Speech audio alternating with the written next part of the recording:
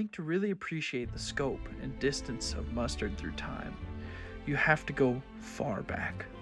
So far back to where we weren't even on this continent, typically around 500 quadrillion years ago, back to the time of cavemen.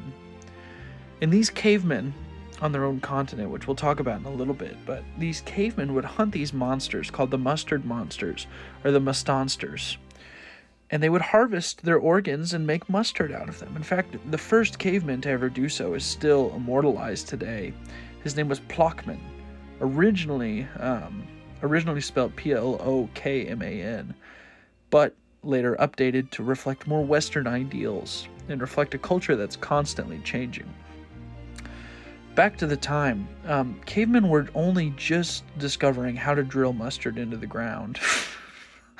And as you can see in this recreation here, they got pretty good at it. They drilled mustard so well they started using it on ribs for rubs. They said, "Ooh, I like the smell of this mustard drilled into the ground." So they made rubs out of it, which is similar to the mustard rubs we know today. They would use it on mammoth ribs a lot, mammoth snouts, things like that. And really, the innovation of mustard took off whenever they figured out the wheel. Again, depicted in this image.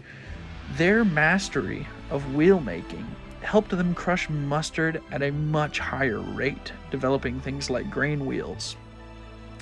In their continent of Mustardia, they really started to take over, and they really started to build a new nation, a nation that needed a ruler. And so they called upon a man named after the condiment itself. Colonel Mustard was his name, and he truly was a great leader at the time. He commanded a massive army, an army of over 5 trillion of his minions, colored yellow, same as the condiment, because it struck fear in the hearts of enemy territories. Enemy territories such as the Ketchup Kingdom.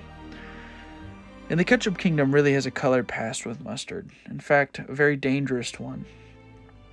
Put to the sword by the Ketchup Kingdom, the Mustard Kingdom was annihilated by nuclear atomic bombs nearly 20 years ago. But still today, we try to remember mustard, and we try to immortalize it because we know that it is the best choice. We know that it is better than ketchup, and we are trying to figure out on this channel what we can do with it.